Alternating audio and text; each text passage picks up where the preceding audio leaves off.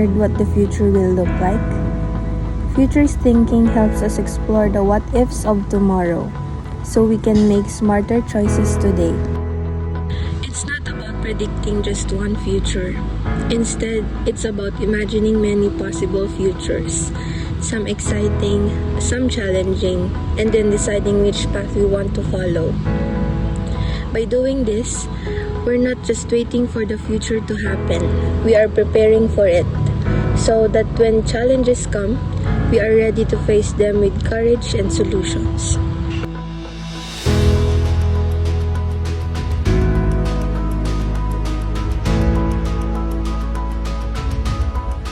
Sometimes when we face problems, we deal with them by simply passing them away.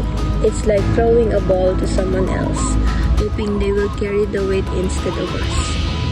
It feels easier in the moment, but the truth is, problems don't disappear when we pass them on. They just come back to us in another form, and often even heavier than before. Good afternoon, sir. We are from the STM-TV. I'm Stephanie Nalulay.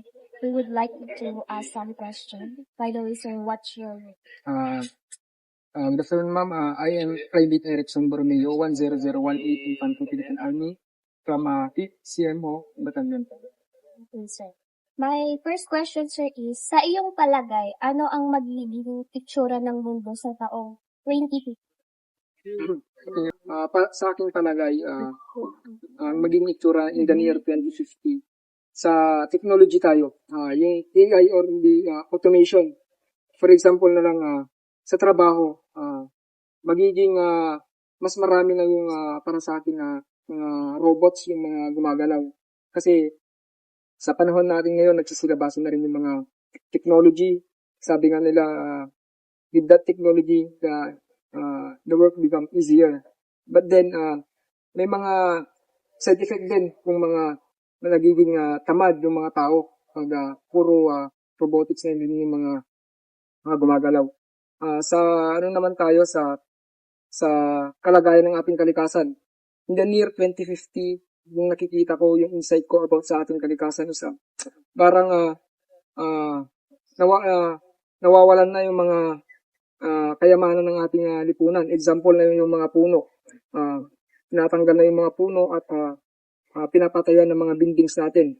And then, sa kalagayan naman ng ating trabaho, then, nandyan yung pagtaas at pagbaba ng ating mga bilihin. Then, naapektuhan din yung mga trabaho ng ating mga kapwa. Hindi na sila nakakasabay sa kung ano yung mga trending. For example na lang sa AI or robotics. Hindi na nakakasabay yung mga taong walang alam about the technology.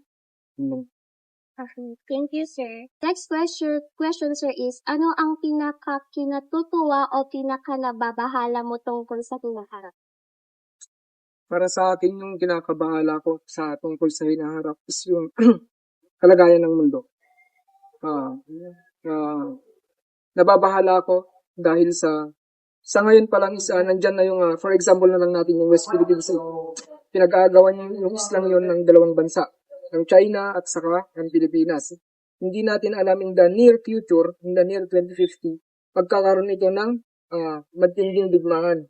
So, yun yung isa sa kinakabahala ko. And then, isa pa yung personal natin kinabukasan. For example, yung trabaho, yung ating kalusugan, at isa na rin dyan yung pandemya. Sa panahon natin ngayon, marami nang nagsisilabasan sakit. Katulad na lamang ng mga viruses na siya yung naging dahilan kung bakit namamatay yung mga tao. And then, yung kaligtasan at seguridad ng bawat tao. Hindi natin maiwasan na taliwas ng mga krimen na nangyayari sa ating bansa. Katulad na lamang ng mga nangyayaring kidnap or mga nakawan. Ayun lang. Our last question, sir, is, anong payo ang may bibigay mo sa kabataan ngayon para makalikha ng mas magandang kinabukasan? Para sa atin, bilang isang sundalo, yung payong may bibigay ko sa mga kabataan ngayon is huwag matakot magkamali. Subok lang ng subok. may araw din para sa kanila, and then dream big, mangarap sila ng malaki. Hindi